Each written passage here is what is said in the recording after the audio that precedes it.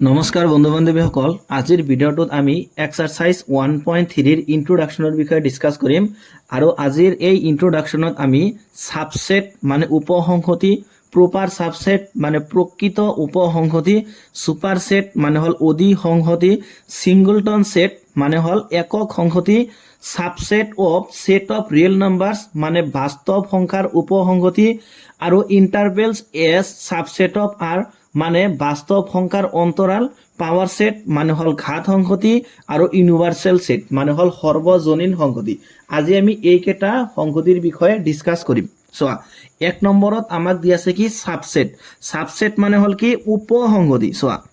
যে তাৰ মানে আমি উপসংহতি মানে কি বুজো। চোৱা, ধৰা হল যে আমি ইয়াতে এটা সংহতি ললো এ, ঠিক আছে, এটা সংহতি লৈছো এ ধৰা, আৰু এই সংহতিৰ আমি মৌলক এটা ললো যে এ কমা বি কমা সি। বুঝছানে, আমি তিনিটা মৌল ললো কি যে এই সংহতিত এ বি সি, আৰু আমি ইয়াতে যে বি এটা সংহতি লৈছো। বুঝছানে, বি এটা সংহতি লৈছো, আৰু ধৰা ইয়াতে আমি মৌলক এটা ললো যে এ comma B comma c comma D. বুজিছানে, ইয়াতে আমি এ সংহতিৰ মৌলক এটা লৈছো যে এ বি সি, আৰু বি সংহতিত মৌলক এটা লৈছো এ বি সি আৰু হল ডি। তেতিয়া হলে এ সংহতিটোক তাৰ মানে বি সংহতিৰ এটা সাবসেট বুলি কোৱা হ'ব, অৰ্থাৎ উপসংহতি বুলি কোৱা হ'ব যদি এ সংহতিৰ প্ৰতিটো মৌল তাৰ মানে বি সংহতিত থাকে। কথাটো লক্ষ্য কৰিবা, তাৰ মানে যদি এ সংহতিৰ প্ৰতিটো মৌল বি সংহতিত থাকে তেতিয়াহ'লে আমি ক'ম যে A is a subset of set B, মানে এ সংহতিটো বি সংহতিটোৰ এটা উপসংহতি। চোৱা তেতিয়াহ'লে চোৱা, এ সংহতিত এ আছে, বি আছে আৰু চি আছে, হয়নে? চোৱাচোন, বি সংহতিত এ বি সি তিনিটা মৌলই আছে, অৰ্থাৎ এ সংহতিৰ প্ৰতিটো মৌল তাৰ মানে বি সংহতিত আছে। গতিকে আমি ক'ম যে A is a subset of B. আমি কি ক'ম যে A is a subset of B, তাৰ মানে এ সংহতিটো বি সংহতিৰ এটা কি উপসংহতি। আৰু আমি ইয়াক লিখিম এনেদৰে এ দিম, তাৰপিছত মাজত এনেকৈ এটা চিহ্ন দিম, বুজিছানে, দি তাৰপিছত লিখিম বি। এইটোৱে বুজাইছে কি যে A is a subset of B. বুজিছানে, এইটো কি বুজাইছে যে A is a subset of B. মই আৰু এটা এক্সাম্পল লৈছো, ধৰা হল যে ইয়াতে এ এটা সংহতি লৈছো, ধৰা যে এ কমা ডি কমা ই, এই তিনিটা মৌল ললো। আৰু ধৰা ইয়াতে বি এটা মৌল মানে সেট কনসিডাৰ কৰিলো আমি, যে বি সেটত আমি সেম মৌল তাৰমানে কনসিডাৰ কৰিলো যে এ ডি ই। বুজিছানে, চোৱা ইয়াতে তাৰমানে এ সংহতিৰ প্ৰতিটো মৌল বিত আছে, আৰু বিৰ প্ৰতিটো মৌল এত আছে। চোৱা, এ সংহতিত এ,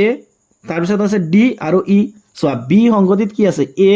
ডি আৰু হল ই, তাৰ মানে এৰ প্ৰতিটো মৌল বিত আছে আৰু বিৰ প্ৰতিটো মৌল এত আছে, হয়নে? তেতিয়াহ'লে চোৱা, যদি এ সংগতিৰ প্ৰতিটো মৌল বিত থাকে আৰু বিৰ প্ৰতিটো মৌল এত থাকে তেতিয়াহ'লে আমি কি কওঁ, তেতিয়াহ'লে আমি সংগতি দুটাক তাৰমানে সমান সংগতি বুলি কওঁ। কিন্তু চোৱা, আমি আকৌ সাবসেটত পাইছো, তাৰমানে যদি এ সংগতিৰ প্ৰতিটো মৌল বিত থাকে তেতিয়াহ'লে আমি লিখিব পাৰিম কি যে A is a subset of B, আৰু বি সংগতিৰ প্ৰতিটো মৌল যদি এ সংগতিত থাকে তেতিয়াহ'লে আমি ক'ম যে B is a subset of A. গতিকে আমি এইটো লিখিলো, চোৱা, B is a subset of A. তেতিয়াহ'লে তাৰমানে যদি এইটো হয় যে A is a subset of B, এটো যদি বিৰ উপসংহতি আৰু B is a subset of A, অৰ্থাৎ বিটো যদি এৰ উপসংহতি হয় তেতিয়াহ'লে আমি ক'ম যে সংহতি দুটা সমান, এ ইকুৱেল টু বি। চোৱা, ইয়াতে সংহতি দুটা সমান, তাৰ মানে যদি এ সাবসেট বি আৰু বি সাবসেট এ হয় তেতিয়াহ'লে আমি সংহতি দুটা কি বুলি ক'ম, সমান বুলি ক'ম। এতিয়া কথা হ'ল যে সাবসেট কেতিয়া নহ'ব, যদি এই সংগতিৰ কোনো এটা মৌলই তাৰমানে বি সংগতিত নাথাকে তেতিয়াহ'লে সেইটো কি হ'ব, সাবসেট নহ'ব। তাৰমানে অৰ্থাৎ এনেকৈ তাৰমানে যে এ ইকুৱেল টু ধৰা আমি লিখিলো এইটো যে এ কমা বি কমা চি, ঠিক আছে। ইয়াতে ধৰা আমি বি ইকুৱেল টু দিলো তাৰমানে যে এ, তাৰপিছত 1 আৰু 2। ইয়াতে আমি এ এটা সংগতি কনসিডাৰ কৰিছো, এই সংগতিৰ মৌলক এটা লৈছো আমি এ বি আৰু চি, আৰু ইয়াতে বি এটা সংগতি আমি কনসিডাৰ কৰিলো যত আমি মৌলক এটা লৈছো এ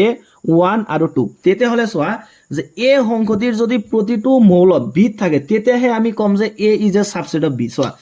এ সংগতিত এ আছে, হয়নে, বি সংগতিত এ আছে, কিন্তু চোৱা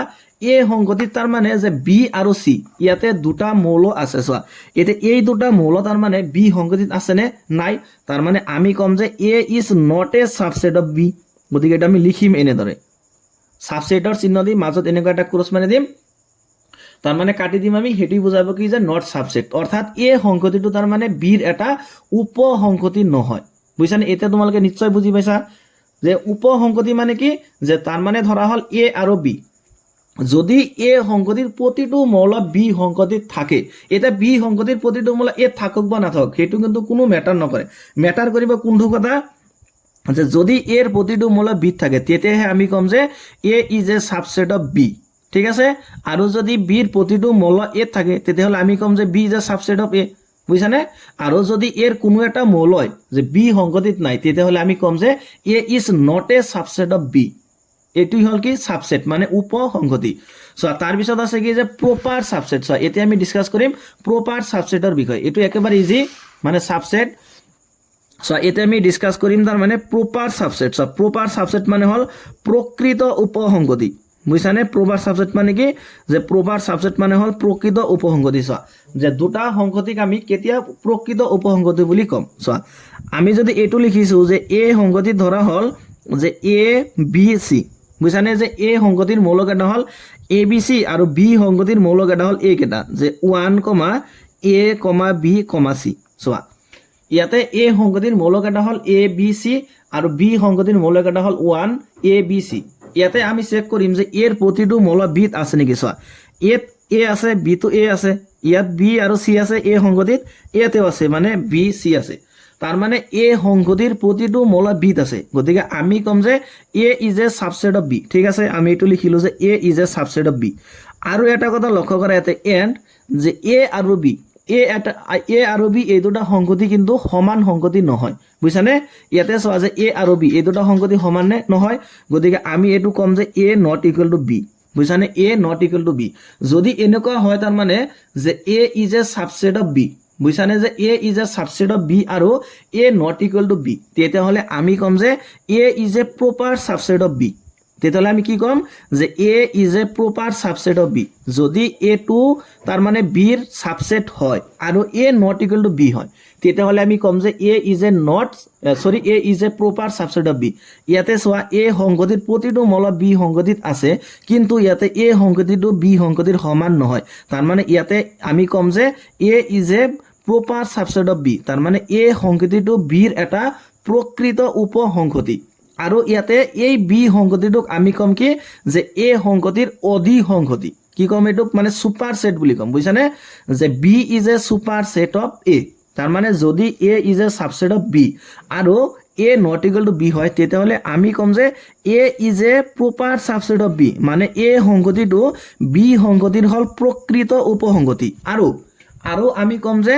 B is a superset of A তাৰ মানে বি সংগতিটো এৰ অধিসংহতি এটি হল তোমাৰ কি সুপাৰ সেট ঠিক আছে তাৰ পিছত চোৱা তাৰ মানে সিংগলটন সেট মানে হল একক সংগতি সিংগলটন সেট মানে হল কি একক সংগতি অর্থাৎ যদি কোনো এটা সংগতিত তাৰ মানে মাত্ৰ এটা মৌল থাকে তেতিয়াহলে সেই সংগতিটোক আমি সিংগলটন সেট বুলি কওঁ অর্থাৎ একক সংগতি বুলি কওঁ আমি এটো মানে এক মৌল সংগতি বুলি আমি কওঁ সিংগলটন সেট ধৰা হল আমি এটা এ সংগতি কনসিডাৰ কৰিলো ধৰা এ সংগতিত আমি এটা মৌল ললো 1 তেতিয়াহলে ইয়াতে এই সংগতিটোক এটা একক সংগতি বুলি কোৱা হ'ব বুঝছানে এক মৌল সংগতি বুলি কোৱা হ'ব মানে সিংগলটন সেট বুলি কোৱা হ'ব কাৰণ এটো সংগতিত মৌলৰ সংখ্যা কিমান আছে এটা আছে হয়নে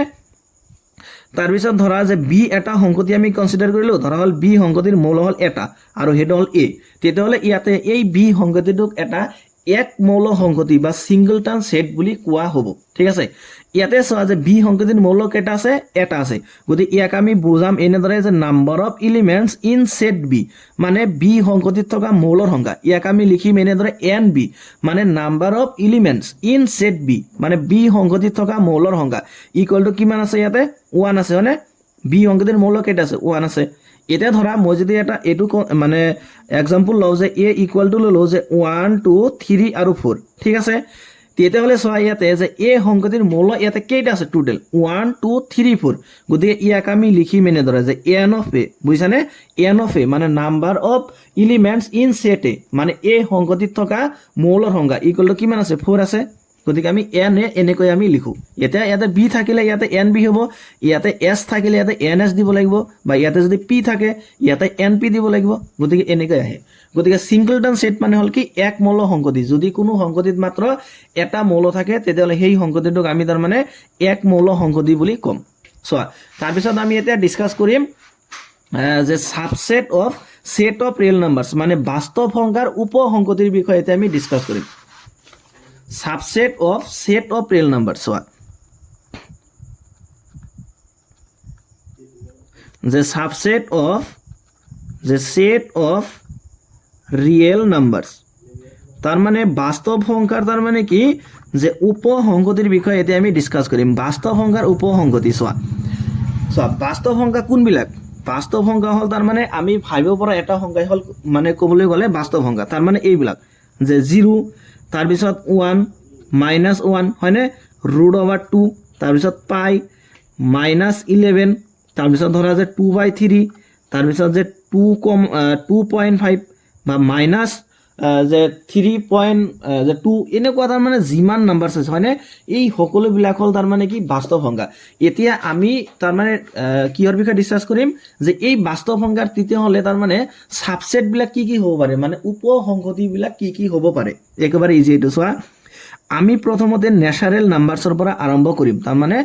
যে স্বাভাৱিক সংখ্যাৰ পৰা আৰম্ভ কৰিম চোৱা স্বাভাৱিক সংখ্যা হল এইবিলাক হয়নে যে 1 ৰ পৰা আৰম্ভ কৰি একেবাৰে অসীমলৈ 1 2 3 4 এই সকলোবিলাক হয়নে তাৰ পিছত চোৱা স্বাভাৱিক সংখ্যাৰ পিছত আমি ডিসকাস কৰিম হোল নাম্বাৰছ মানে পূৰ্ণ সংখ্যা চোৱা পূৰ্ণ সংখ্যা হল এইবিলাক হয়নে 0 1 2 তাৰ পিছত 3 4 এনেকৈ অসীমলৈ আছে পূৰ্ণ সংখ্যাৰ পিছত কি আছে পূৰ্ণ সংখ্যাৰ পিছত আহে অখণ্ড সংখ্যা হয়নে গতি অখণ্ড সংখ্যা কোনবিলাক যে 0 +-1 +-2 +-3 এনেদৰে একেবাৰে অসীমলৈ আছে তাৰপিছত যে অখণ্ড সংখ্যাৰ পিছত আছে কি যে পৰিমেয় সংখ্যা হয়নে পৰিমেয় সংখ্যাক আমি কিউৰে বুজাও মানে ৰেশনেল নাম্বাৰছ ৰেশনেল নাম্বাৰছ কোনবিলাক যে যোনবিলাক সংখ্যাক আমি p/q আকৃতিত প্ৰকাশ কৰিব পাৰি যত p আৰু q হল এটা কি অখণ্ড সংখ্যা pq অখণ্ড সংখ্যা আৰু যে এণ্ড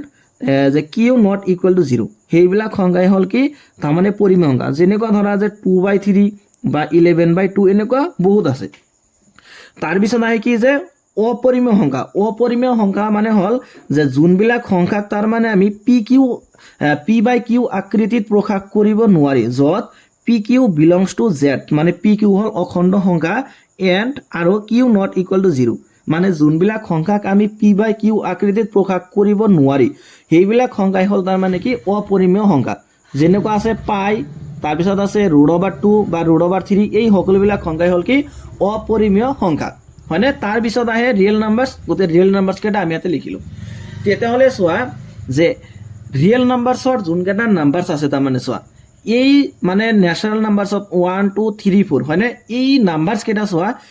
w তো হুমাই আছে কিন্তু তাৰ মানে পূৰ্ণ সংখ্যাত কিন্তু হুমাই আছে চোৱা পূৰ্ণ সংখ্যাত 1 2 3 4 এই সকলোবিলাক আছে হয়নে তাৰ মানে আমি ক'ব পাৰিম যে ন্যাচাৰেল নাম্বাৰটো তাৰ মানে এই যোনটো পূৰ্ণ সংখ্যা আছে হোল নাম্বাৰছ ইয়াৰ কিন্তু এটা সাবসেট হ'ব হয়নে গতিকে আমি লিখিম এটো যে n is a subset of w লিখিব পাৰি নে পাৰি তাৰ পিছত চোৱা যে এতিয়া এই n 1 2 3 4 এটা এইটো কিন্তু এই জেটৰো এটা সাবসেট হ'ব হয়নে এনেকৈ তাৰ মানে বহুত আহিব গতে মই ইমান লিখিবলৈ নাযাও তাৰ পিছত চোৱা যে হোল নাম্বাৰ চোৱা এটা হোল নাম্বাৰছটো তো জেটৰ এটা সাবসেট হ'ব কাৰণ চোৱা জেটত +1 +2 +3 এই সকলোবিলাক নাম্বাৰ সোমাই আছে আৰু 0 আছে আৰু চোৱা হোল নাম্বাৰছত কি আছে 0 1 2 ৰ পৰা আৰম্ভ কৰি একেবাৰে অসীমলৈ তাৰ মানে আমি এটো কম যে w is also a subset of z গতিকে w টো তাৰ মানে জেটৰ কি হ'ব সাবসেট হ'ব গতিকে এনেদৰে তাৰ মানে আৰু আহিব গতিকে এটা কথাটো হল তাৰ মানে চোৱা তেতিয়াহলে এই প্ৰতিটো নাম্বাৰছ তাৰ মানে যে স্বাভাৱিক সংখ্যা হওক বা পূৰ্ণ সংখ্যা হওক নাইবা তোমাৰ অখণ্ড সংখ্যা পৰিমেয় সংখ্যা বা অপৰিমেয় সংখ্যা চোৱা এই প্ৰতিটো নাম্বাৰছ কিন্তু এই ৰিয়েল নাম্বাৰছত হুমাই আছে মানে বাস্তৱ সংখ্যাত কিন্তু হুমাই আছে অৰ্থাৎ আমি এইটো ক'ব পাৰি যে এই প্ৰতিটো নাম্বাৰছ তাৰ মানে এই ৰিয়েল নাম্বাৰছৰ এটা কি হ'ব সাবসেট হ'ব আৰু হেতু দিছে আমাক যে subset of set of real numbers মানে বাস্তৱ সংখ্যাৰ তাৰ মানে কি আমি যে উপসংগতিৰ বিলাক নিব লাগে তাৰ মানে গতিকে আমি এইটো ক'ব পাৰি তাৰ মানে যে natural number is a subset of real numbers অৰ্থাৎ স্বাভাৱিক সংখ্যাটো এটা বাস্তৱ সংখ্যাৰ মানে হল যে উপসংগতি তাৰ পিছত যে whole numbers is also' a subset of R তাৰপিছত যে অখণ্ড সংখ্যা মানে integers is also' a subset of R মানে ৰিয়েল নাম্বাৰছৰ বাস্তৱ সংখ্যা তাৰপিছত যে কিউ মানে পৰিমেয় সংখ্যাটো বাস্তৱ সংখ্যাৰ অন্তৰ্গত গতিকে Q is also' a subset of R তাৰপিছত কিউ ডেছ মানে অপৰিমেয় সংখ্যাও কি হয় বাস্তৱ সংখ্যা হয় গতিকে Q dash is also' a belongs to Q dash is also' a subset of R গতিকে এইবিলাকে হ'ল তাৰ মানে ছাবছেট মানে বাস্তৱ সংখ্যাৰ ছাবছেট বুলি ক'লে আমি কি পাম মানে আমি নেচাৰেল নাম্বাৰছ পাম হোল নাম্বাৰছ তাৰপিছত অখণ্ড সংখ্যা আছে মানে ইণ্টিজাৰ্ছ তাৰপিছত পৰিমেয় সংখ্যা তাৰপিছত আছে অপৰিমেয় সংখ্যা এই সকলোবিলাক নাম্বাৰছাই হ'ল কি যে বাস্তৱ সংখ্যাৰ তাৰ মানে উপসংহতি তাৰপিছত চোৱা যে ইণ্টাৰভেলছ এজ ছাবছেট অফ আৰ মানে বাস্তৱ সংখ্যাৰ অন্তৰাল চোৱা যে আৰৰ উপসংহতি হিচাপে অন্তৰাল যে ইণ্টাৰভেলছ চোৱা যে ইণ্টাৰভেলছ এজ যে ছাবছেট অফ আৰ চোৱা এইটো একেবাৰে ইজি আছে ইণ্টাৰভেল চোৱা তাৰ মানে যদি যে এ কমা বি বুজিছানে যে এ comma B belongs to R তাৰ মানে এ আৰু বি এই দুটা নাম্বাৰছ যদি তাৰ মানে বাস্তৱ সংখ্যা হয় বুজিছানে বাস্তৱ সংখ্যা হয় তেতিয়াহ'লে আমি ইণ্টাৰভেল এনেকৈ লিখিব পাৰি ইণ্টাৰভেল তাৰ মানে 4 ধৰণৰ আছে চোৱা এনেকৈ লিখিব পাৰি তাৰ মানে যে এ কমা বি এইটো যোনটো মই ব্ৰেকেট দিলো যে ইয়াতে তাৰ মানে কি ক'ব ইয়াক ইণ্টাৰভেল বুলি ক'ব বুজিছানে আৰু এই ইণ্টাৰভেলটোৰ নাম ক'ব অপেন ইণ্টাৰভেল বুজিছানে অপেন ইণ্টাৰভেল মানে এইটো এটা সংহতি বুজাইছে ইয়াতে বুজিছানে এ কমা বি যোনটো মই ব্ৰেকেট দিছোঁ যে এইটো পৰিম আমি কি যে অপেন ইণ্টাৰভেল এ কমা বি গতিকে অপেন ইণ্টাৰভেল এ কমা বি ইয়াতে তাৰ মানে কি মৌল আহিব চোৱা ইয়াতে সেইবিলাক মৌল আহিব গতিকে মৌলটোক মই এক্স বুলি ধৰিছোঁ আৰু সেই এক্সটো হ'ল এটা বাস্তৱ সংখ্যা গতিকে x is belongs to R তাৰমানে এক্সটো হ'ল বাস্তৱ সংখ্যা কোনবিলাক নাম্বাৰছ নিব লাগিব যে যোনবিলাক নাম্বাৰছ তাৰমানে এ আৰু বিৰ তাৰ মানে মাজত সোমাই থাকিব বুজিছানে সেইবিলাক বাস্তৱ সংখ্যা তাৰ মানে আমি ইয়াতে নিব লাগিব বুজিছানে আৰু ইয়াক আমি পঢ়িম কেনেকৈ যে অপেন ইণ্টাৰভেল গতিকে অপেন ইণ্টাৰভেল এ কমা বিৰ অৰ্থটো হ'ল কি যে আমি সেইবিলাক এক্স নিব লাগিব যোনটো এক্স তাৰ মানে এ আৰু বিৰ মাজত সোমাই থাকে মানে A less than x less than B তাৰপিছত চোৱা যে ক্ল'জ ইণ্টাৰভেলক এনেকুৱা থাৰ্ড ব্ৰেকেটৰ ভিতৰত লিখা হয় বুজিছানে দুইমূৰে তাৰ মানে ব্ৰেকেটটো ক্ল'জ কৰি দিয়া হয় এনেকুৱা থাৰ্ড ব্ৰেকেটৰ ভিতৰত এ কমা বি লিখিলে আমি সেইটোক তাৰ মানে ক্ল'জ ইণ্টাৰভেল বুলি কওঁ আৰু ইয়াতে তাৰ মানে সেইবিলাক মৌল থাকিব বা সেইবিলাক এক্স থাকিব কোনবিলাক এক্স থাকিব যে যোনবিলাক এক্স তাৰ মানে কি ৰিয়েল নাম্বাৰছ হ'ব আৰু যে A less than equal x less than equal B বুজিছানে ইয়াতে কোনবিলাক এক্স থাকিব ইয়াতে হ'ল A less than equal to x less than equal to B তাৰ মানে যেতিয়াই ক্ল'জ ইণ্টাৰভেল থাকিব তেতিয়া কিন্তু লেছ দেনৰ ইকুৱেল চিহ্নটো আহিব আৰু যেতিয়াই এনেকুৱা অপেন ইণ্টাৰভেল থাকিব তেতিয়া তাতে লেছ দেন চিহ্ন আহিব এটা ওপেন ইন্টারভেল মানে হল মুক্ত অন্তরাল আর ক্লোজ ইন্টারভেল মানে হল যে বন্ধ অন্তরাল চোৱা আৰু আছে তাৰ মানে এনেকুৱাও থাকিব পাৰে যে এই মুৰে খোলা আৰু আন মুৰ বন্ধ বুজিছানে এনেকুৱা ইন্টাৰভেলো থাকে এনেকুৱা অন্তৰালো থাকে যে একফালে তাৰ মানে ওপেন আনফালে ক্লোজ এ কমা বি তেতিয়া হলে তাৰ মানে যে এই যোনটো ইন্টারভেল আছে বা এই মানে ইন্টারভেলত সেইবিলাক মানে মৌল থাকিব বুজিছানে কোনবিলাক মৌল থাকিব যে যোনটো x belongs to r মানে সেই সংখ্যাটো এটা বাস্তৱ সংখ্যা হ'ব লাগিব আৰু চোৱা ইয়াতে যেহেতু এ লগত কি আছে ওপেন ইন্টারভেল আছে গতিকে আমি লিখিম a less than x less than equal to b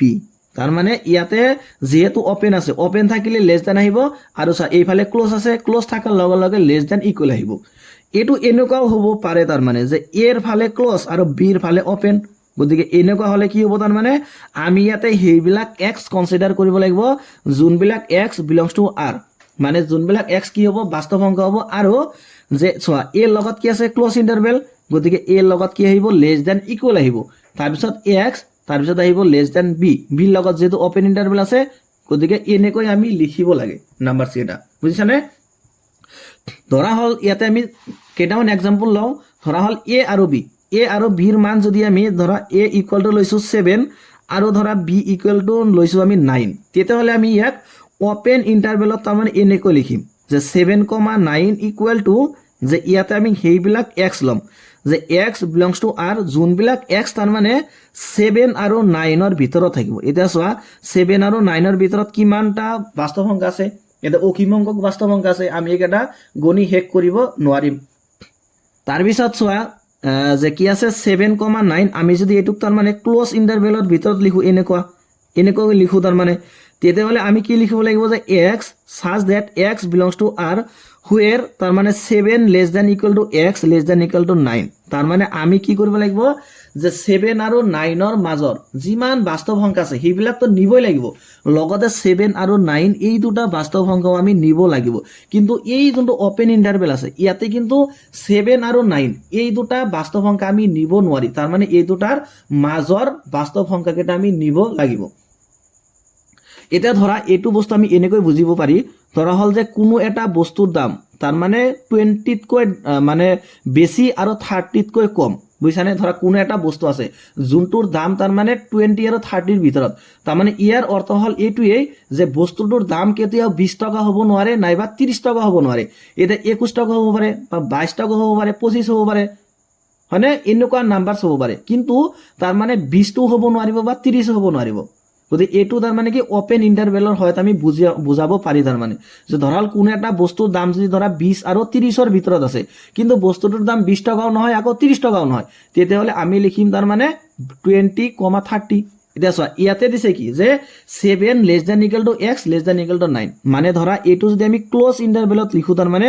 20 আৰু 30 তেতিয়াহলে ধৰা আমি যদি এটুকে এটা বস্তুৰ মানে দাম হিচাপে ধৰো তেতিয়াহলে এটুই বুজাব তাৰ মানে যে বস্তুটোৰ দাম মানে 20 ৰ পৰা 30 ইয়াৰ ভিতৰত তো থাকিবই লগতে 20 টকা হ'ব পাৰে আকৌ 30 টকা হ'ব পাৰে বুজিছানে 20 টকা হ'ব পাৰে বা 30 টকা হ'ব পাৰে বা মাজৰ যিকোনো এটা নাম্বাৰ হ'ব পাৰে কিন্তু এটোত বুজাইছে যে বস্তুটোৰ দাম 20 আৰু 30 ৰ ভিতৰত থাকিব লাগিব বাট 20 হ'ব নোৱাৰে 30 হ'ব নোৱাৰে এটো হল ওপেন ইন্টাৰভেল আৰু এটো হল কি ক্লোজ ইন্টাৰভেল তাৰ পিছত চোৱা এক ফালে যদি ওপেন থাকে এনেকুৱা 7,9 তেতিয়াহলে আমি ইয়াতে সেইবিলাক x লম কোনবিলাক x লম যে x is a real numbers তাৰ পিছত লম আমি 7 less than x less than equal to 9 তাৰ মানে ইয়াতে আমি সেইবিলাক নাম্বাৰছ লম যোনটো নাম্বাৰছ তাৰ মানে হাততকৈ কি হ'ব ডাঙৰ হ'ব মানে 7 কনসিডাৰ কৰিব নোৱাৰিম বাট কি হ'ব তাৰ মানে 9 ৰ সমান হ'ব তাৰ পিছত যদি এনেকুৱা লও যে 7,9 7 ৰ ফালে ক্লোজ আৰু 9 ৰ ফালে ওপেন তেতিয়াহলে আমি ইয়াতে এনেকুৱা x কনসিডাৰ কৰিম যে x কি হ'ব এটা ৰিয়েল নাম্বাৰছ অৰ্থাৎ বাস্তৱ সংখ্যা হ'ব যত কি হ'ব যে 7 less than equal to x less than তাৰ মানে 9 এনেকুৱা হ'ব বুঝছেন এটো হল কি এইবিলাক হল অন্তৰাল মানে এটোৰ হল এক ফালে মুক্ত আন ফালে বন্ধ অন্তৰাল এটোৰ এক ফালে বন্ধ অন্তৰাল আন ফালে হল কি মুক্ত অন্তৰাল আৰু যে এইকেটাক যদি আমি এনেকুৱা তাৰ মানে যে মানে সংখ্যা ৰেখাত বুজাব লাগে এনেকৈ বুজাব পাৰি মই আগত এইকেটা ড্ৰ কৰি লৈছো চাৰিটা এইটো এটা আৰু এটা ড্ৰ কৰি লৈছো এইটো এটা এতিয়া এটো যদি তাৰ মানে এক নম্বৰটো যদি তাৰ মানে ওপেন ইন্টাৰভেল বুজাই বুজিছানে তাৰ মানে a, b বুজাই আমি যদি এটো পয়েন্টক a লও আৰু এটোক যদি আমি b লও তেতিয়াহলে এটোৱে কি বুজাব যে a আৰু b ৰ মাজৰ যিমান পয়েন্ট আছে তাৰ মানে এই দুটা a আৰু b এই দুটা কিন্তু আমি কনসিডাৰ কৰিব নোৱাৰিম তেতিয়াহলে এটোৱে তাৰ মানে এইখিনি বুজাব তাৰ পিছত যে এইখিনিত যদি আমি যে ক্লোজ ইন্টাৰভেল a, b দিও অৰ্থাৎ মানে বন্ধ অন্তৰাল a, b দিও যত এটো পয়েন্ট হল a আৰু এটো হল b তেতিয়াহলে এটো কি বুজাব তাৰ মানে a আৰু b এই দুটা পয়েন্ট তো থাকিব লগতে মাজৰ সকলো পয়েন্ট থাকিব বুঝছেন এইখিনি তাৰ মানে বুজাব ইয়াতে যদি তাৰ মানে যে ধৰা এৰ ফালে আমি মানে ওপেন ইন্টাৰভেল দিলো আৰু b ৰ ফালে ক্লোজ ইন্টাৰভেল দিলো যদি এটো a এটো b তেতিয়াহলে এটোৱে বুজাব তাৰ মানে যে এৰ এইখিনি বাদ দি তাৰ মানে a নিব নোৱাৰি বাট b টো আমি কনসিডাৰ কৰিব তাৰ মানে পাৰিম b কনসিডাৰ কৰিব পাৰিম আৰু এটো যদি তাৰ মানে ধৰা হল যে এৰ ফালে ক্লোজ আৰু b ৰ ফালে ধৰা যে ওপেন ইন্টাৰভেল সো এটো হল a এটো হল b তাৰ মানে এটোৱে কি বুজাইছে যে a আমি নিব পাৰিম বাট b আমি নিব নোৱাৰিম ইয়াতে যদি এটিকেটাই হল কি অন্তৰাল বুঝছানে ইন্টাৰভেল এটা আশা কৰিছো তোমালোকে ইন্টাৰভেল মানে কি নিশ্চয় বুজি পাইছা ইয়াতে চোৱা আমি ইয়াতে তিনিটা তাৰ মানে সংখ্যা ৰেখা কনসিডাৰ কৰিলো চাবা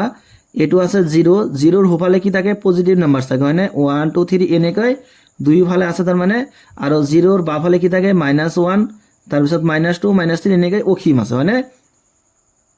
এটো সেম চোৱা এটো 0 এটো হল 1 2 3 এনেকৈ অখিম এটো -1 -2 -3 ইয়াতেও 0 1 এটো 2 এটো 3 এনেকৈ আহি থাকিব আৰু ইফালে যিমান নেগেটিভ নাম্বাৰছ আছে -1 -2 -3 তেতিয়াহলে চোৱা আমি যদি তাৰ মানে 0 ৰ পৰা হুফালে বুঝছানে 0 ৰ পৰা হুফালে যদি যাও তেতিয়াহলে আমি কি পাম তাৰ মানে পজিটিভ মানে ৰিয়েল নাম্বাৰছবিলাক পাম, তাৰমানে ধনাত্মক বাস্তৱ সংখ্যাবিলাক পাম। গতিকে এই ধনাত্মক বাস্তৱ সংখ্যাকেইটাক আমি এনেদৰে বুজাম, বুজিছানে, যে 0, ইনফিনিটি। 0, কি বুজাম আমি, ইনফিনিটি, য'ত তাৰমানে আমি ইনফিনিটিৰ লগত অপেন ইণ্টাৰভেল দিম আৰু 0ৰ লগত আমি তাৰমানে কি দিম, মানে ক্লোজ ইণ্টাৰভেল দিম। মানে এইটোৱে কি বুজাইছে যে আমি যোনকেইটা পইণ্টছ ল'ম ইয়াতে, মানে এই 0ৰ পৰা আৰম্ভ হ'ব, বুজিছানে, 0ৰ পৰা আৰম্ভ কৰি সোঁফালে যিমান আছে এই সকলোবিলাক নাম্বাৰছ। গতিকে ইয়াক আমি বুজাম এনেদৰে, বুজিছানে, যে ক্লোজ ইণ্টাৰভেল 0 আৰু অপেন ইণ্টাৰভেল হ'ব ইনফাইনাইট। এইটোৱে কি বুজাইছে, এইটোৱে বুজাইছে পজিটিভ ৰিয়েল নাম্বাৰছ, মানে ধনাত্মক বাস্তৱ সংখ্যা। কি বুজাইছে, ধনাত্মক বাস্তৱ সংখ্যা। ঠিক আছে, এতিয়া চোৱা, আমি যদি এইটো কওঁ তাৰমানে যে 0ৰ পৰা, বুজিছানে, 0ৰ পৰা বাওঁফালে তাৰমানে যিমান নাম্বাৰছ আছে, আমি যদি এইকেইটা লওঁ, এইকেইটাই কি বুজাব, তাৰমানে ঋণাত্মক, ঋণাত্মক কি বুজাব, ঋণাত্মক তাৰমানে বাস্তৱ সংখ্যা বুজাব। গতিকে এইকেইটাক আমি লিখিম এনেদৰে যে মাইনাছ ইনফিনিটি, ইয়াৰ লগত আমি সদায় অপেন ইণ্টাৰভেল দিম, কমা তাৰমানে 0, এতিয়া 0টো আমি অলৰেডি ইয়াতে লৈছে, হয়নে, গতিকে ইয়াতে আমি নিব নোৱাৰি।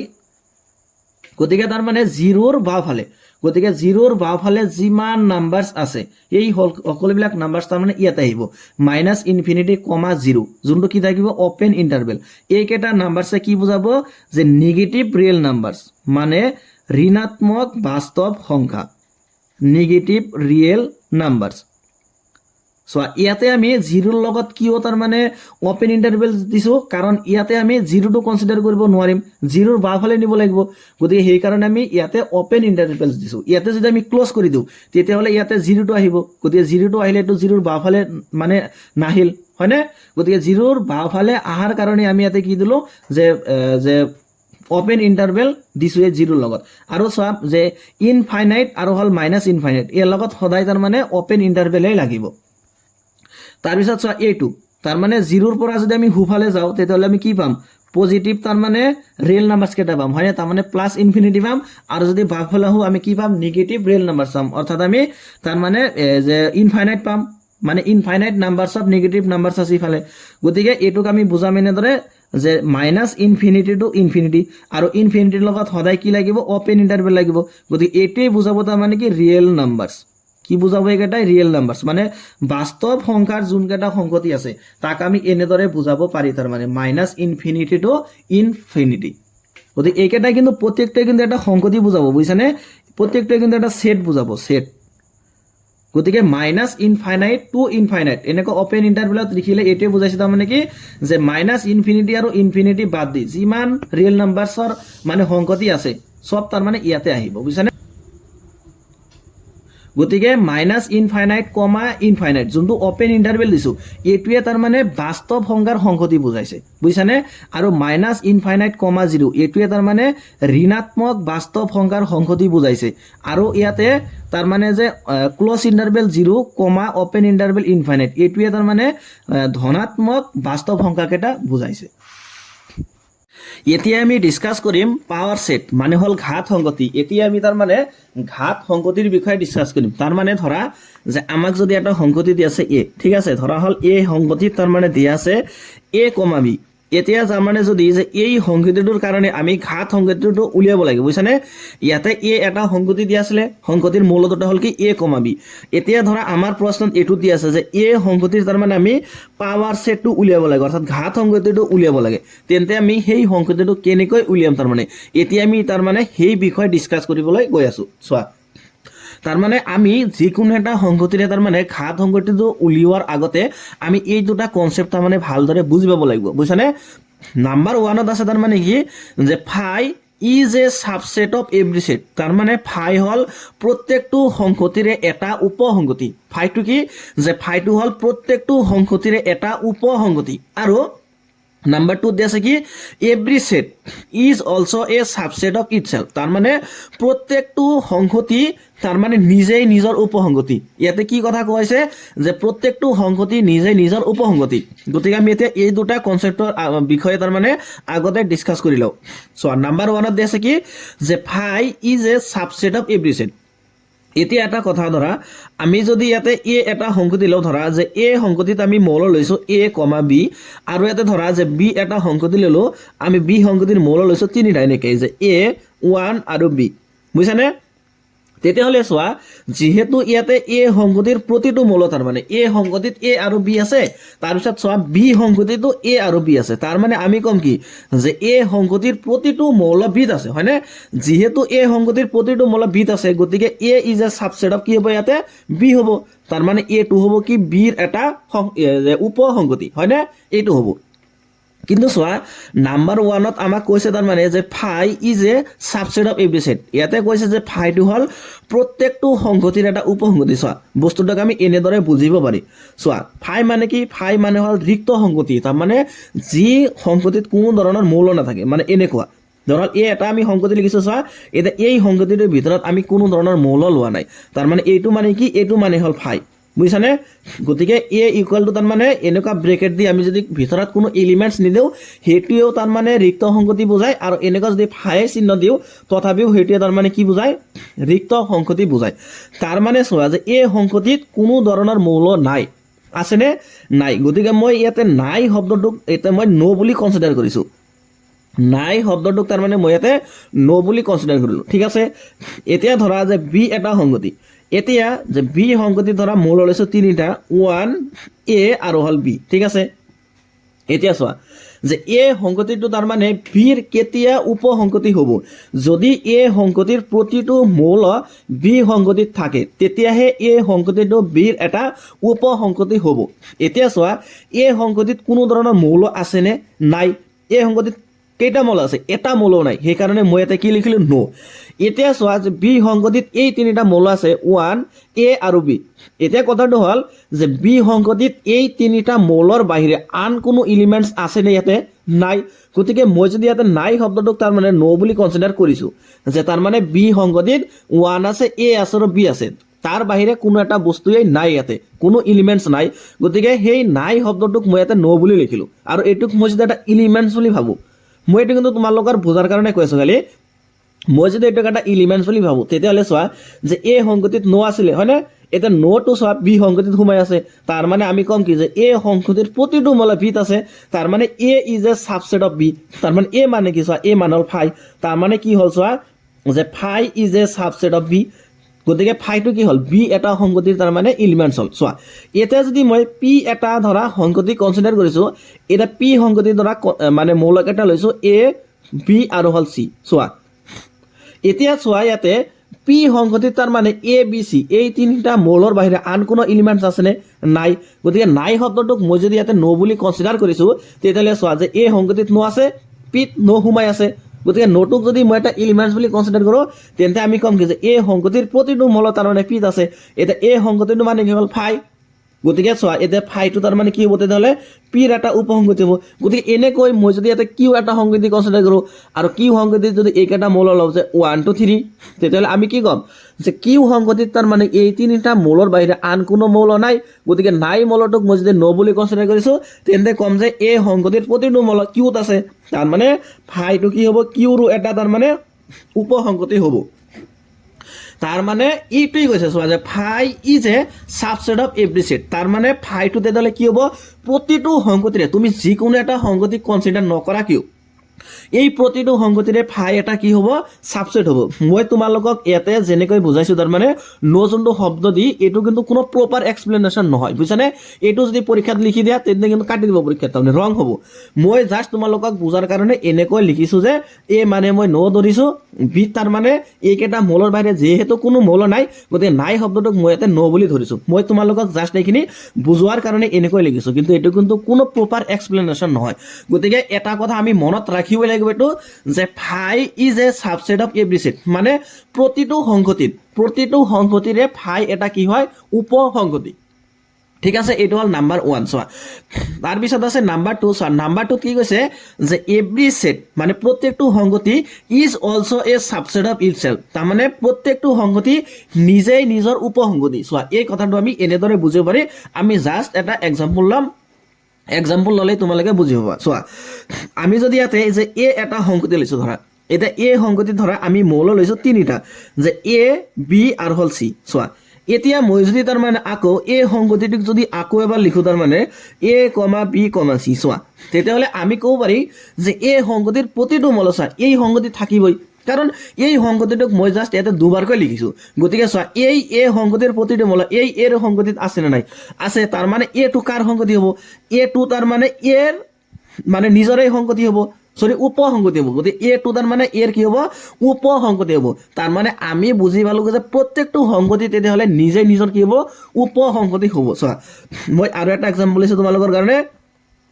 এতিয়া বি ইকুৱেল টু যদি আমি লিখো যে 1 2 3 ঠিক আছে এতিয়া ধৰা যে বি সংগতিক যদি মই আকৌ এবাৰ লিখো যে বি ইকুৱেল টু লিখিছো ধৰা যে 1 2 3 তেতিয়াহ'লে চোৱা আমি ইয়াতে পালো যে বি সংগতিৰ প্ৰতিটো মৌল বি সংগতি থাকিবই হয়নে কাৰণ এই সংগতিটোক আমি জাস্ট দুবাৰকৈ লিখিছো তাৰ মানে চোৱা এই সংগতিৰ প্ৰতিটো মৌল যদি ইয়াতে সোমাই থাকে তাৰ মানে আমি কি ক'ম যে এই সংগতিটো এইটোৰ উপসংগতি তাৰ মানে আমি লিখিম যে B is a subset of B তাৰ মানে আমি কি পালো তেতিয়াহ'লে যে প্ৰত্যেকটো সংগতি নিজেই নিজৰ উপসংগতি গতিকে এই দুটা কথা আমি মনত ৰাখিব লাগিব যেতিয়াই তাৰ মানে আমি ঘাত সংগতি উলিয়াবলৈ যাম বুজিছানে যিকোনো এটা তাৰ মানে সংগতিৰে যেতিয়া আমি ঘাত সংগতি উলিয়াব লাগে আমি এই দুটা কনসেপ্ট কিন্তু মানে পাহৰিব নোৱাৰিম বুজিছানে এই দুটা পাহৰিলে কিন্তু আমাৰ ঘাত সংগতিটো আমি উলিয়াব নোৱাৰিম তাৰ মানে আমাৰ এই দুটা কনসেপ্ট মনত থাকিবই লাগিব এটা হল কি যে phi is a subset of every set তাৰ মানে প্ৰত্যেকটো সংগতিৰে ফাই হল এটা উপসংগতি আৰু এইটো মনত ৰাখিব লাগিব যে every set is also a subset of itself তাৰ মানে প্ৰত্যেকটো সংগতি নিজেই নিজৰ উপসংগতি ঠিক আছে এতিয়া আশা কৰিছো তোমালোকে এই দুটা কনসেপ্ট ভালকৈ বুজি পাইছা এতিয়া আমি A equal to A comma B যোনটো সংগতি দিয়া আছে এতিয়া আমি এই সংগতিটোৰ তাৰ মানে ঘাত সংগতি উলিয়াম চোৱা যে এই সংগতিটোৰ আমি ঘাত সংগতি কেনেকৈ উলিয়াম চোৱা আমি কি উলিয়াব লাগে এতিয়া পাৱাৰ সেট উলিয়াব লাগে গতিকে পাৱাৰ সেট উলিয়াম কোনটো সংগতিৰ এইটো যে এ ইকুৱেল টু হল যে এ কমা বি ঠিক আছে এতিয়া এইটো সংগতিৰে আমি কি উলিয়াব লাগে ঘাত সংগতি উলিয়াব লাগে গতিকে ঘাত সংগতি মানে কি চোৱা ঘাত সংগতি মানে হল তাৰ মানে এ যোনটো সংগতি দি আছে এতিয়া এই সংগতিৰ আমি কি উলিয়াম সম্ভাব্যৰ তাৰ মানে যিমান কেটা উপসংগতি হ'ব সেই উপসংগতি কেটা উলিয়াই আমি যদি এটা সংগতিৰ ভিতৰত লিখো তাৰ মানে হেতুই হ'ব তাৰ মানে এই সংগতিটোৰ কাৰণে ঘাত সংগতি বুজাত অলপ টান পাইছা যদিও মই এটো তোমালোকক লাহে লাহে বুজাই গৈ আছো ঠিক আছে তাৰ মানে যিকোনো এটা সংগতিৰ যেতিয়াই আমি তাৰ মানে ঘাত সংগতি উলিয়াম আমাৰ কামটো হল কি প্ৰথম কামটো হল যে আমি সেই সংগতিৰ সম্ভাব্যৰ তাৰ মানে যিমান কেটা উপসংগতি হ'ব সেই কেটা আমি উলিয়াব লাগিব আমি কি কৰিব লাগিব তাৰ মানে যে A equal to A comma B আমি এই সংগতিটোৰ ঘাত সংগতি উলিয়াবলৈ প্ৰথমে আমি তাৰ মানে এই সংগতিটোৰ কাৰণে উপসংগতি উলিয়াম বুজিছানে কি উলিয়াম উপসংগতি মানে আমি সাবসেট উলিয়াম গতিকে চোৱা A equal to A comma B এই সংগতিটোৰ কাৰণে তেতিয়াহ'লে উপসংগতি কি হ'ব চোৱা আমি জাস্ট পাইছো কি যে phi is a subset of every set গতিকে এইটো সংগতিৰ কাৰণে ফাই এটা কি হ'ব উপসংগতি হ'ব হয়নে গতিকে মই এইটোক সেপাৰেট কৰি লিখিব লাগিব ফাই দিলো তাৰপিছত কমা দিম গতিকে তাৰপিছত আমি পালো 2 নম্বৰত যে প্ৰত্যেকটো সংগতি নিজেই নিজৰ উপসংগতি গতিকে আমি এইটো ক'ব পাৰো তাৰ মানে যে এ কমা বি তাৰ মানে এইটো সংগতিৰ কাৰণে এইটো এটা উপসংগতি হ'ব যেহেতু প্ৰত্যেকটো সংগতি নিজেই নিজৰ উপসংগতি হয় ঠিক আছে এনেকৈ লিখিলো তাৰপিছত চোৱা ইয়াতে এ আৰু বি মানে দুটা মৌল দি আছে এতিয়া এই দুটা মৌলক যদি মই এনেকৈ লিখো তাৰ মানে দুটা সেপাৰেট সেট বনাই দিও তাৰ মানে মৌল দুটাক লৈ তেতিয়াহ'লে চোৱা আমি কম যে এই যোনটো সংগতি আছে এতিয়া এই সংগতিৰ এটা এলিমেন্টছ হল এ এতিয়া এ সংগতিৰ এই এলিমেন্টছটো তাৰ মানে এই সংগতিটোত সোমাই আছে তাৰ মানে আমি কম যে এই সংগতিটো এটা কি হ'ব উপসংগতি হ'ব ঠিক তেনেদৰে এটা বি যোনটো আমি সংগতি বনাইছো বি এলিমেন্টছ লৈ এতিয়া চোৱা এই সংগতিৰ বি এলিমেন্টছটো এইটোত সোমাই আছে হয়নে তাৰ মানে আমি কম যে এই সংগতিৰ এটা উপসংগতি তাৰ মানে আমি ইয়াতে কি উলিয়াইছো কোৱাচোন আমি ইয়াতে উপসংগতি উলিয়াইছো এইটো সংগতিৰ কাৰণে যেহেতু ফাই হল প্ৰত্যেকটো সংগতিৰ উপসংগতি গতিকে এইটো সংগতিৰ কাৰণে উপসংগতি হ'ব ফাই আৰু প্ৰত্যেকটো সংগতি নিজে নিজৰ উপসংগতি গতিকে এইটো সংগতিৰ এটা উপসংগতি হ'ব এইটো তাৰপিছত যোনকেইটা মৌল আছে এইকেইটা আমি সেপাৰেট কৰি লিখিলো গতিকে এইটো এটা উপসংগতি আছে এইটো এটা উপসংগতি আছে যে আমি এটা কি উলিয়াইছো কোৱাচোন সাবসেট উলিয়াইছো তাৰ মানে এতিয়ালৈ কিন্তু পাৱাৰ সেট হোৱা নাই বুজিছানে জাস্ট কি হৈছে সাবসেট হৈছে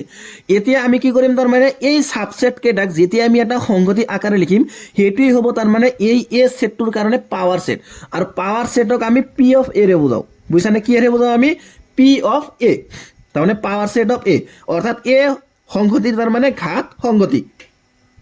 গতিকে আমি যেহেতু সংগতি উলিয়াইছোঁ গতিকে সংগতিৰ কাৰণে সদায় কি ব্যৱহাৰ কৰিব লাগে এনেকৈ কুটিল বন্ধনী ইউজ কৰিব লাগে গতিকে এনেকুৱা কুটিল বন্ধনী দি তাৰমানে আমি ভিতৰত জাষ্ট এই সাবসেট কেইটা লিখি দিম গতিকে সাবসেট আছে কি এটা হল ফাই এটা হল এ বি আৰু এটা হল এ আৰু এটা হল বি হয়নে এইকেইটা হল কি এইকেইটা সাবসেট আমি লিখিলো নহয় এতিয়া আমি ডাঙৰকৈ এটা ব্ৰেকেট দি দিম চোৱা 2 মানে ব্ৰেকেট দি দিলো মাজত এইকেইটা লিখিলো তাৰমানে এতিয়া এইকেইটা কিন্তু এটা এটা এলিমেন্টছ হৈছে তাৰমানে এ সংগতিটোৰ কাৰণে গতিকে ঘাত সংগতি হ'ব এইটো বুজিছানে এই সংগতিটোৰ কাৰণে ঘাত সংগতি কোনটো হ'ব এইটো হ'ব মই তোমালোকৰ কাৰণে আৰু এটা এক্সাম্পল লৈছো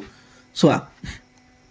আমি যদি এতিয়া ধৰা যে বি এটা সংগতি লৈছো ঠিক আছে এতিয়া ধৰা যে বি সংগতিৰ আমি এলিমেন্টছ লৈছো তিনিটা ললো এতিয়া যে 1 2 আৰু 3 ঠিক আছে এতিয়া ধৰা এই সংগতিটোৰ কাৰণে আমি তাৰ মানে পাৱাৰ সেট উলিয়াব লাগে কি উলিয়াব লাগে পাৱাৰ সেট মানে ঘাত সংগতি উলিয়াব লাগে ঠিক আছে এতিয়া আমি তাৰ মানে এই সংগতিটোৰ পাৱাৰ সেট উলিয়াবলৈ প্ৰথমতে আমি কি উলিয়াব লাগিব প্ৰথমতে আমি এই সংগতিটোৰ সাবসেট উলিয়াব লাগিব মানে উপসংগতিৰ উলিয়াব লাগিব গতিকে চোৱা এই সংগতিটোৰ কাৰণে উপসংগতি কি হ'ব প্ৰথমতে আহিব ফাই যেহেতু ফাই হল প্ৰত্যেকটো উপসংগতিৰ এটা তাৰ মানে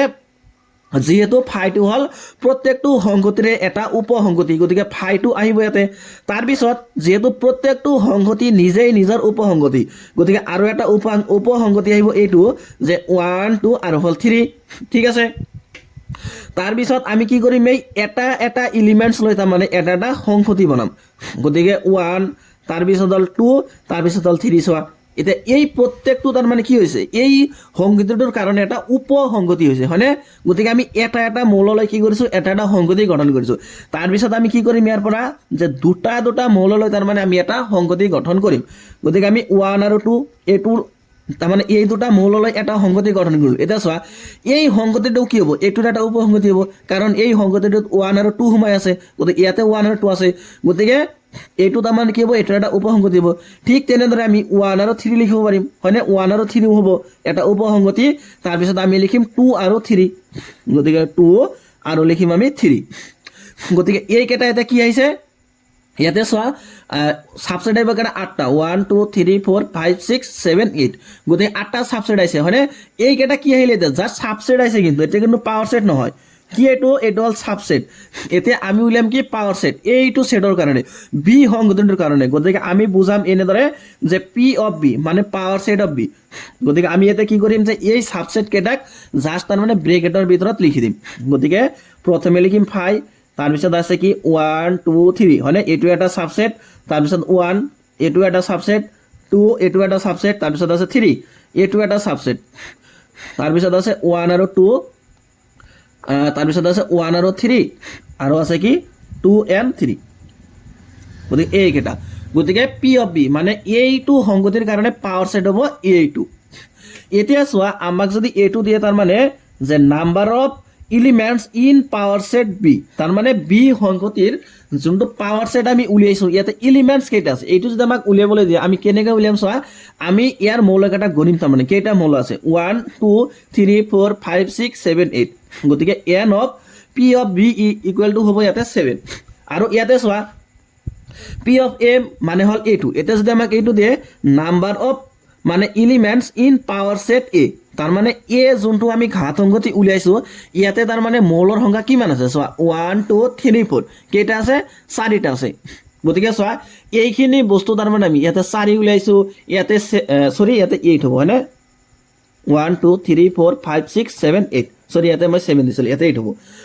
গতিকে চোৱা ইয়াতে যে মই 4 উলিয়াইছো আৰু ইয়াতে যে 8 উলিয়াইছো এইটো আমি তাৰ মানে এনেকুৱা পাৱাৰ সেট নুলিয়াই তাৰ মানে আমি ক'ব পাৰিম যিকোনো এটা তাৰ মানে পাৱাৰ সেটত কিমানটা এলিমেন্টস থাকিব বুজিছানে আমি এনেকৈ তাৰ মানে পাৱাৰ সেটটো নুলিয়াও তাৰ মানে ক'ব পাৰি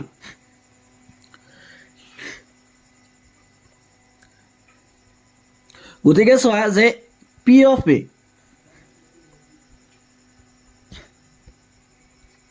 গতিকে চোৱা ইয়াতে যে মই উলিয়াইছো তাৰ মানে যে n of p of a equal to 4 আৰু ইয়াতে যে উলিয়াইছো যে n of p of b equal to 8 এতিয়া এইখিনি আমি তাৰ মানে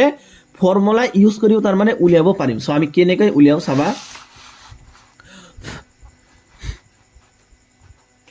ধৰা হল যে ধৰা যে আমাক এটা সংগতি দি আছে এ ঠিক আছে এতিয়া ধৰা এ সংগতিত আমাৰ মৌল দি আছে এইকেইটা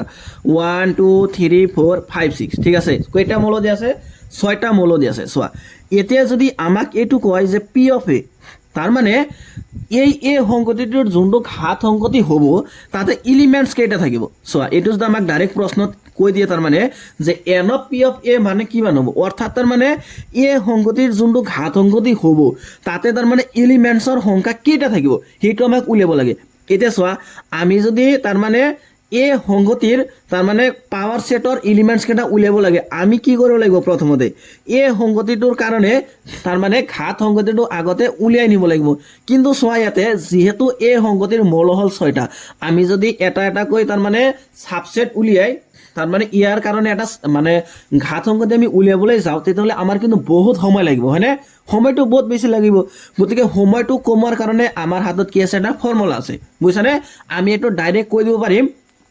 যে তাৰ মানে ইয়াতে এ সংগতিৰ যোনটো ঘাত সংগতি হ'ব তাতে কিমানটা এলিমেন্টস থাকিব এইটো আমি এটা ফৰ্মুলা আছে ফৰ্মুলা ইউজ কৰি ডাইৰেক্ট ক'ব পাৰিম চোৱা ফৰ্মুলাটো হল এনেকুৱা ধৰা হল এ এটা সংগতি বুঝছানে এটা এ সংগতিটো যদি এমটা এলিমেন্টস থাকে এ সংগতিত কেইটা এলিমেন্টস থাকিব এমটা তেতিয়াহ'লে আমি এইটো কম যে number of elements in power set A তেতিয়াহ'লে এই যোনটো এ সংগতিৰ ঘাত সংগতি হ'ব তাতে তাৰ মানে এলিমেন্টস থাকিব এই কেইটা 2 ৰ ওপৰত আমি পাৱাৰ দিম a টু m 2 ৰ ওপৰত পাৱাৰ দিম কিমান m চোৱা এইটো এক্সাম্পল ললে তোমালোকে বুজি পাবা চোৱা ইয়াতে তাৰ মানে যে এ সংগতিত তাৰ মানে মৌল আছে ইয়াতে কেইটা 1 2 3 4 5 6 মানে 6টা মৌল আছে গতে আমি প্ৰথমতে লিখিম কি n অফ এ তাৰ মানে number of elements in set A তাৰ মানে এ সংগতিত থকা মৌলৰ সংখ্যা গতিকে এ সংগতিত থকা মৌলৰ সংখ্যা ইয়াতে কেইটা মৌল আছে 6টা গতিকে n অফ এ মানে হল 6 আৰু এইটো হল তাৰ মানে m ৰ মান এইটো কি হৰ মান m ৰ মান এই যোনটো m লিখিছো আমি m ৰ মান গতিকে আমি ইয়াতে লিখিম তাৰ মানে যে n of P of A তাৰ মানে number of elements in power set A equal to হ'ব 2 টু দি পাৱাৰ m গতিকে equal to 2 to the power হ'ব m ৰ মান হল 6 গতিকে 2 টু দি পাৱাৰ 6 মান হল কিমান 64 তাৰ মানে এ সংগতিটোৰ যেতিয়া আমি ঘাত সংগতি উলিয়াম তাতে কিমানটা তাৰ মানে হে পাৱাৰ সেটত কিমানটা মৌল থাকিব 64টা মৌল থাকিব বুজিছানে সো মই বেলেগ আৰু এটা এক্সাম্পল আছে তোমালোকৰ কাৰণে ধৰা হল যে বি এটা সংগতি দি আছে ঠিক আছে এটা বি সংগতি ধৰা এই কেইটা মৌল দি আছে এ বি সি ডি এতিয়া ধৰা আমি এটো উলিয়াব লাগে যে n of P of B তাৰ মানে number of elements in power set B তাৰ মানে বি সংগতিৰ যোনটো ঘাত সংগতি তাতে কিমানটা এলিমেন্টস আছে হেতু আমি ক'ব লাগে গতিকে আমি প্ৰথমতে লিখিম কি যে n অফ বি মানে কি যে number of elements in set B তাৰ মানে বি সংগতিত থকা মৌলৰ সংখ্যা সো বি সংগতিত কেইটা মৌল আছে 1 2 3 4 চাৰিটা মৌল আছে গতিকে n অফ বি মানে 4 গতিকে আৰু এই 4টো হল কি হৰ মান m ৰ মান গতিকে n of P of B এইখিনি আমি উলিয়াব লাগে ইকুয়াল টু ফৰ্মুলাটো হল কি যে ইকুয়াল টু 2 ৰ ওপৰত পাৱাৰ হল m গতিকে 2 সো m ৰ মানটো হল 4 গতিকে 2 টু দি পাৱাৰ 4 মানে কিমান 16 তাৰ মানে আমি এই সংগতিটোৰ কাৰণে যেতিয়া ঘাত সংগতি উলিয়াম তাতে মৌলৰ সংখ্যা থাকিব কেইটা 16টা মৌলৰ সংখ্যা থাকিব তোমালোকে নিশ্চয় বুজি পাইছা যে আমি যিকোনো এটা সংগতিৰ ঘাত সংগতি কেনেকৈ উলিয়াও আৰু যিকোনো এটা সংগতিৰ তাৰ মানে ঘাত সংগতিত মৌলৰ সংখ্যা কিমান থাকিব আমি ফৰ্মুলা ইউজ কৰি কেনেকৈ উলিয়াব পাৰি তোমালোকে এতিয়া নিশ্চয় বুজি পাইছা ঠিক আছে কি যে ইউনিভাৰ্সেল সেট সৰ্বজনীন সংহতি ইউনিভাৰ্সেল সেট চোৱা ইউনিভাৰ্সেল সেট মানে কি যে ইউনিভাৰ্সেল সেট মানে হল সকলোতকৈ তাৰ মানে যোনটো ডাঙৰ সেট যোনটো তাৰ মানে সকলোতকৈ বিগ হ'ব চোৱা ধৰা হল যে আমি এ এটা সংগতি লৈছো বুজিছানে এ সংগতিত ধৰা হল যে 1 2 3 এই তিনিটা মৌল ললো আৰু চোৱা ইউনিভাৰ্সেল সেটক আমি ইউ ৰে বুজাও বুজিছানে ইউ আখৰেৰে বুজায় কেপিটেল ইউ গতিকে এ ইকুয়াল টু লৈছো 1 2 3 এতিয়া যদি আমি যে ইউ এটা তাৰ মানে যে ইউ টু যদি এটা ইউনিভাৰ্সেল সেট হ'ব লাগে বুজিছানে তেতিয়াহ'লে ইউ সংগতিটো তাৰ মানে এই কেইটা মৌল থকাৰ উপৰিও আন কেইটামান মৌল থাকিব লাগিব যেনেকুৱা যে 1 2 3 4 5 6 ধৰা এই কেইটা ললো আমি বুজিছানে যে ইউ সংগতিটো তাৰ মানে 1 2 3 4 5 6 তেতিয়াহ'লে ইউ যোনটো দি আছে যে এইটো তাৰ মানে এই সংগতিটোৰ কাৰণে সৰ্বজনীন সংগতি হ'ব বুজিছানে মানে এটা ইউনিভাৰ্সেল সেট হ'ব তাৰ মানে ইউনিভাৰ্চেল ছেটত ধৰা হ'ল ইয়াতে এত আমি মৌল লৈছোঁ 1 2 3 এইকেইটা সোমাই থাকিব লাগিব বুজিছানে এইকেইটা সদায় সোমাই থাকিব ইউনিভাৰ্চেল ছেট আৰু ইয়াতকৈ তাৰমানে বেছি মৌল ইউনিভাৰ্চেল ছেটত থাকিব এইটো সদায় তাৰমানে বিগ হ'ব বুজিছানে সদায় ডাঙৰ হ'ব এতিয়া ধৰা আমি যদি এইটো লওঁ যে এ সংগতি ধৰা মৌল লৈছোঁ যে এ বি চি ডি এইটো যদি লওঁ তাৰমানে তেতিয়াহ'লে ইউনিভাৰ্চেল ছেট এইটো হ'ব পাৰিব কিন্তু যে এৰ পৰা একেবাৰে জেড পৰ্যন্ত যোনকেইটা ইংৰাজী লেটাৰ্ছ আছে এ বি চি ডি এনেকৈ গৈ গৈ একেবাৰে এক্স ৱাই জেড এইটো তাৰমানে কি হ'ব যে এই যোনটো সংগতি দি আছে এ ইয়াৰ কাৰণে এটা ইউনিভাৰ্চেল ছেট হ'ব গতিকে ইউনিভাৰ্চেল ছেট মানে হ'ল সকলোতকৈ ডাঙৰ ছেট তাৰমানে যোনটো ছেটত তাৰমানে এই যোনটো তোমাৰ মানে সৰু এটা ছেট দিয়া থাকিব তাৰ প্ৰত্যেকটো মৌল তাৰমানে ইউনিভাৰ্চেল ছেটত তাৰমানে সদায় সোমাই থাকিব গতিকে আমি যদি এইটো ভেন চিত্ৰৰ সহায়ত বুজো তাৰমানে এনেকুৱা বুজিছানে আমি যদি এই গোটেইখিনিক তাৰমানে ইউ বুলি ধৰোঁ বুজিছানে এই যোনটো বক্স আছে বক্সটো হ'ল ইউ তাৰমানে ইউনিভাৰ্চেল ছেট তেতিয়াহ'লে এই যোনটো এ সংগতি আছে তেতিয়াহ'লে এইটো কি এনেকুৱা ভিতৰত পৰি থাকিব তাৰমানে বুজিছানে ইউ তাৰমানে বহুত মৌল থাকিব ইউনিভাৰ্চেল ছেট ইয়াক কি বুলি কয় ইংৰাজীত যে ইউনিভাৰ্চেল ছেট আৰু অসমীয়াত কয় কি সৰ্বজনীন মানে সংহতি ইয়াক আমি ইউ এৰে বুজাওঁ গতিকে এইটো হ'ল কি ইউনিভাৰ্চেল ছেট আমি নেক্সটৰ ভিডিঅ'